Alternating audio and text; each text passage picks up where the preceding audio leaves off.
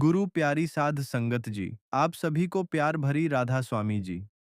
संगत जी, क्या आपने कभी सोचा है कि भगवान को चढ़ाया गया मीठा प्रसाद आपके जीवन में सुख समृद्धि लाने के बजाय कभी-कभी आपके भाग्य के द्वार बंद भी कर सकता है? क्या यह संभव है कि आपकी एक छोटी सी भूल, आपकी मेहनत, आपकी पूजा और आपकी भक्ति सबको व्यर्थ कर दे? आज जो रहस्य मैं आपको बताने जा रहा हूं, वह केवल एक साधारण नियम नहीं है, बल्कि एक ऐसी सच्चाई है जिसे जानकर आप चौंक जाएंगे, क्योंकि यह विषय जुड़ा है आपकी श्रद्धा से, आपके कर्मों से और सीधे-सीधे आपके जीवन के परिणामों से।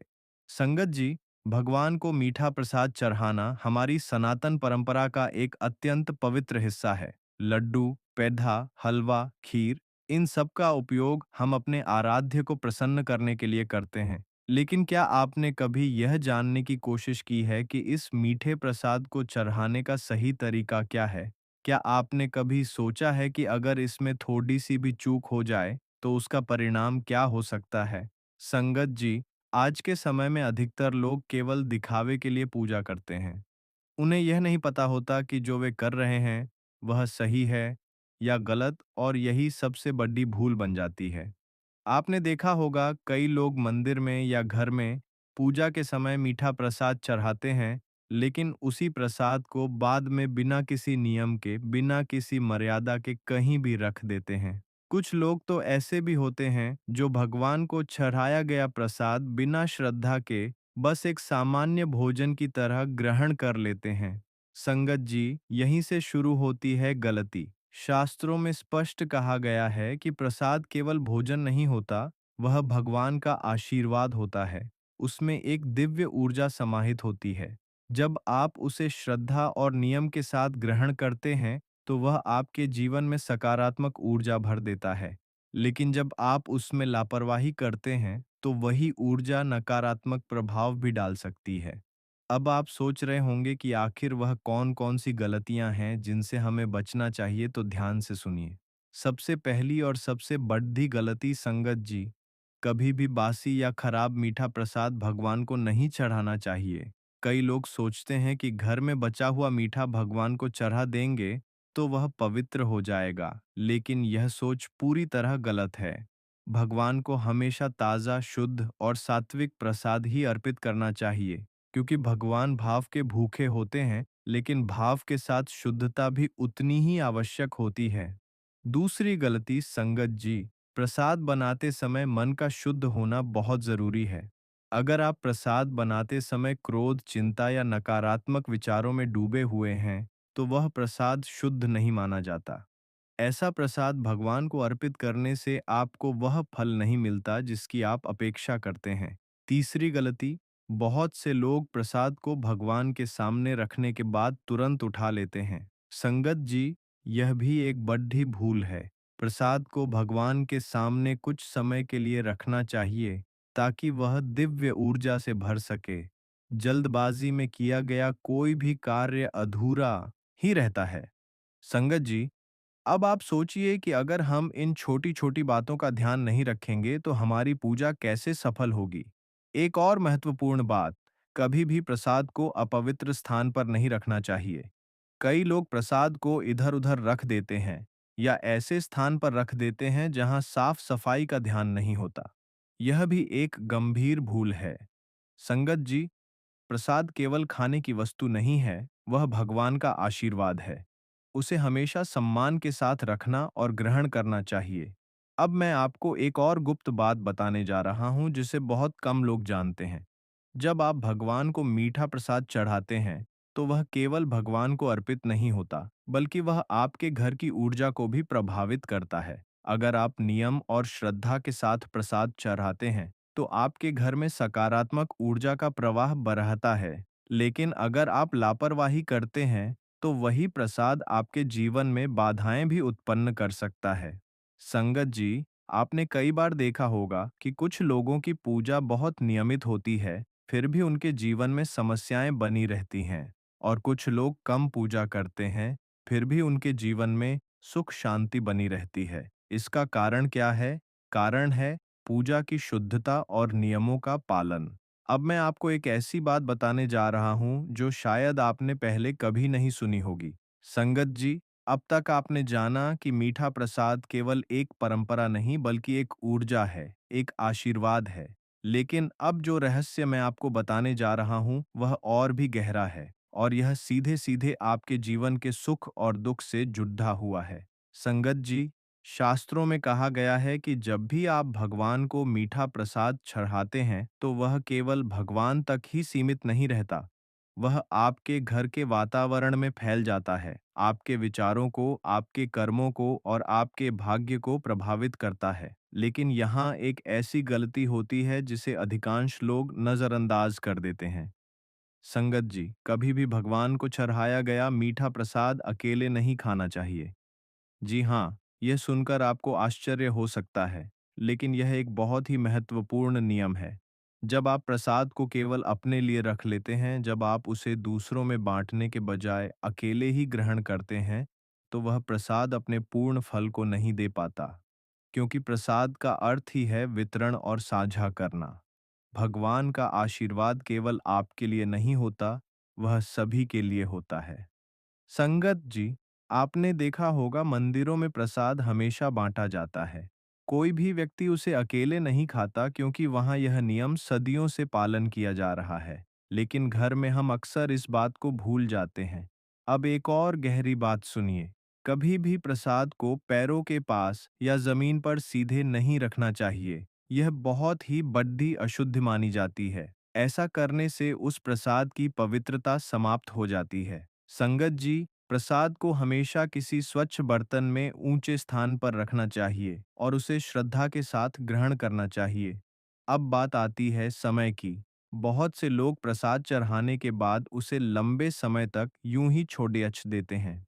संगत जी, यह भी सही नहीं है। प्रसाद को अधिक देर तक बिना ग्रहण किए रखना उसकी ऊर्जा को कम कर देता है।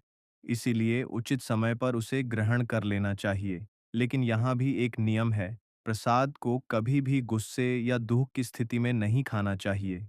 अगर आपका मन अशांत है, तो पहले स्वयं को शांत करें, फिर प्रसाद ग्रहण करें, क्योंकि उस समय आपका मन जिस स्थिति में होगा, वही ऊर्जा आप उस प्रसाद से ग्रहण करेंगे। संगत जी, अब एक और रहस्य जो बहुत कम लोग जानते हैं। जब भी आप भगवान को मीठा प्रसाद चढ़ाते हैं, तो पहले उसे अपने इष्ट देव को अर्पित करें, फिर उसे घर के अन्य सदस्यों में बांटें। लेकिन अगर आप सीधे ही प्रसाद को खा लेते हैं या बिना अर्पण किए ही उसे उपयोग कर लेते हैं, तो यह एक बड्ढी भूल मानी जाती है। संगत जी, कई बार लोग जल्दी में या अनजाने में यह गलती कर बैठते हैं और फिर सोचते हैं कि उनकी पूजा का फल क्यों नहीं मिल रहा। अब आप समझ रहे होंगे कि छोटी-छोटी बातें कितनी बड्डी भूमिका निभाती हैं। और अब मैं आपको एक और गुप्त संकेत देने जा रहा हूँ। अगर आपके घर में बार-बार मीठा प्रसाद खराब हो जाता है या उसमें चींटियाँ जल्दी लग जाती हैं, तो यह केवल एक सामान्य घटना नहीं है। ये एक संकेत हो सकता है कि आपके घर की ऊर्जा में कुछ असंतुलन है। ऐसी स्थिति में आपको अपने पूजा के तरीके को सुधारना चाहिए, अपने मन को शुद्ध करना चाहिए और नियमों का सही पालन करना चाहिए। संगत जी, भगवान को प्रसाद चढ़ाना एक बहुत ही पवित्र कार्य है, लेकिन यह तभी फलदायी होता है जब इसे सही विधि और सच्चे भाव के साथ किया जाए। संगत जी, जब भी आप भगवान को मीठा प्रसाद अर्पित करते हैं, तो एक बात का विशेष ध्यान रखें कि वह प्रसाद अहंकार से नहीं, समर्पण से चढ़ाया गया हो। बहुत बार ऐसा होता है कि लोग बड्ढे-बड्ढे भोग लगाते हैं, तरह-तरह की मिठाइयाँ चढ़ाते हैं, लेकिन उनके मन में यह भाव होता है कि मैंने इतना बड्ढा प्रसाद चढ़ाया है। यही भावना उनकी पूरी पूजा को कमज़ोर कर देती है। भगवान को मात्रा नहीं, भावना प्रिय है। अगर आप सच्चे मन से एक छोटा-सा लड्डू भी अर्पित करते हैं, तो वह अधिक फलदायी होता है, बजाय इसके कि आप दिखावे के लिए बड्ढी थाली सजाएँ। संगत जी, अब एक और महत्वपूर्ण बात, कभी भी प्रसाद बनाते समय उसे छकना नहीं चाहिए। जी हाँ, यह नियम बहुत ज़रूरी है। कई लोग स्वाद देखने के लिए प्रसाद को पहले ही छक लेते हैं और फिर उसे भगवान को अर्पित करते हैं। शास्त्रों के अनुसार जो वस्तु पहले ही भोगी जा चुकी हो, वह भगवान को अर्पित करने योग्य नहीं रहती। इसीलिए प्रसाद को बनाते समय पूर्ण विश्वास रखें और बिना छक्के ही उसे अर्पित करें।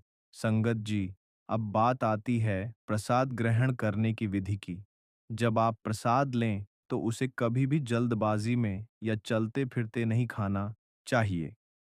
प्रसाद को हमेशा बैठकर शांत मन से और भगवान का स्मरण करते हुए ग्रहण करें। यह केवल खाने की क्रिया नहीं है, यह एक आध्यात्मिक प्रक्रिया है जहां आप भगवान के आशीर्वाद को अपने भीतर उतारते हैं। संगत जी, एक और सूक्ष्म नियम, कभी भी प्रसाद को फेंकना नहीं चाहिए। अगर किसी कारणवश प्रसाद अधिक हो जाए तो उसे जरूरतमंदों में बांट दें या किसी पशु पक्षी को प्रेम से खिला दें, लेकिन उसे कूड़े में फेंकना बहुत ही बद्धी भूल मानी जाती है। संगत जी, अब एक गहरी बात, अगर आप नियमित रूप से सही विधि से मीठा प्रसाद चढ़ाते हैं तो धीरे धीरे आपके जीवन में सकारात्मक परिवर्तन आने लगते हैं। आपके घर में शांति बढ़ती है, मन में स्थिरता आती है और कार्यों में सफलता मिलने लगती है। लेकिन अगर बार बार गलतियां हो रही हैं तो उसका प्रभाव भी धीरे धीरे दिखने लगता है। कभी मन अशांत रहता है, कभी बिना कारण तनाव बढ़ जाता है, कभी कार्य बनते बनते बिगड़ जाते हैं। संगत जी, यह सब केवल संयोग नहीं है, यह आपकी ऊर्जा और आपके कर्मों का परिणाम है। इसलिए आज से ही इन सभी नियमों का पालन करना शुरू करें। अब अंत में एक अत्यंत महत्वपूर्ण संकेत, जब भी आप भगवान को मीठा प्रसाद अर्पित करें, तो एक क्षण के लिए आंखें बंद करें और यह भावना रखें कि हे प्रभु, यह सब आपका ही दिया हुआ है और मैं इसे आपको ही समर्पित कर रहा हूँ। जब यह भाव आपके भीतर जागृत होगा, तभी आपकी पूजा पूर्ण मानी जाएगी। संगत जी, याद रखिए, भगवान को प्रसाद चढ़ाना केवल एक क्रिया नहीं है, यह आपके हृदय की सच्चाई का प्रतिबिंब है। और जब आपका हृदय शुद्ध होगा, तो आपका जीवन भी अपने आप शुद्ध और सुखमय बन जाएगा। यह वह ज्ञान है जहाँ अधिकांश लोग चूक जाते हैं। संगत जी, जब आप भगवान को मीठा प्रसाद चढ़ाते हैं, तो केवल बाहरी शुद्धता ही नहीं बल्कि आंतरिक शुद्धता भी उतनी ही आवश्यक होती है। कई लोग नियमों का पालन तो करते हैं, प्रसाद भी ताज़ा बनाते हैं, पूजा भी विधि विधान से करते हैं, लेकिन उनके मन में ईर्ष्या, द्वेष, क्रोध या किसी के प्रति कटुता भरी होती है। ऐसी स्थिति में संगत जी, वह प्रसाद पूर्ण फल नहीं देता, क्योंकि भगवान केवल आपके हाथों से नहीं, आपके हृदय से अर्पित भाव को स्वीकार करते हैं। इसलिए जब भी आप प्रसाद अर्पित करें, तो पहले अपने मन को शांत करें, अपने भीतर की नकारात्मकता को त्यागें और सच्चे भाव से भगवान को याद करें। संगत जी, अब एक अत्यंत गूढ़ संकेत, कभी आपने ध्यान दिया है कि कुछ घरों में प्रसाद चढ़ाने के बाद वातावरण बहुत हल्का और शांत हो जाता है, और कुछ घरों में वही प्रक्रिया होने के बाद भी कोई विशेष परिवर्तन महसूस नहीं होता। इसका कारण है श्रद्धा की गहराई। जहाँ सच्ची श्रद्धा होती है, वहाँ प्रसाद केवल एक मिठाई नहीं रहता, वह एक दिव्य स्पंदन बन जाता है। और जहाँ केवल दिखावा होता है, वहाँ प्रसाद केवल एक भोजन बनकर रह जाता है। संगत जी, अब एक और महत्वपूर्ण बात, जब भी आप प्रसाद ग्रहण करें तो उसे कृतज्ञता के साथ ग्रहण करें। हर कौर के साथ यह भावना रखें कि यह भगवान का आशीर्वाद है। यह छोटी सी भावना आपके जीवन में बड़े परिवर्तन ला सकती है। संगत जी, अब मैं आपको एक अंतिम चेतावनी देना चाहता हूँ। अगर आप बार बार इन नियमों को जानने के बाद भी लापरवाही करते हैं, तो धीरे धीरे आपकी पूजा का प्रभाव कम होने लगता है और आप स्वयं यह महसूस करने लगते हैं कि आपकी भक्ति में वह शक्ति नहीं रही जो पहले थी। इसलिए ज्ञान मिलने के बाद उसका पालन करना अत्यंत आवश्यक है। संगत जी, अब समय आ गया है कि आप स्वयं से एक प्रश्न पूछें, क्या आप अब भी वही गलतियां दोहराएंगे या आज से अपने हर अर्पण को, हर प्रसाद को पूर्ण श्रद्धा और सही विधि के साथ करेंगे? याद रखिए, भगवान को प्रसाद चढ़ाना आपकी भक्ति की परीक्षा भी है और अवसर भी। अगर आपने इसे सही तरीके से किया तो यह आपके जीवन को ऊंचाइयों तक ले जा सकता है, और अगर इसमें लापरवाही हुई तो यही साधारण सी बात आपके मार्ग में बाधा भी बन सकती है। संगत जी, अब निर्णय आपके हाथ में है। आज से, अभी से अपने हर प्रसाद को, हर अर्पण को एक पवित्र संकल्प के साथ कीजिए और देखिए कैसे आपके जीवन में शांति, सुख और समृद्धि का प्रवाह स्वतः बढ़ने लगता है। संगत जी, आप हमारे चैनल पर नए हैं तो हमारे राधा स्वामी शब्द चैनल को सब्सक्राइब करें और अगर यह वीडियो आपको अच्छी लगी हो तो एक लाइक करें। कमेंट बॉक्स में हमें ज़रूर बताइएगा कि यह वीडियो आपको कैसी लगी और कमेंट में राधा स्वामी जी लिखना ना भूलें। राधा स्वामी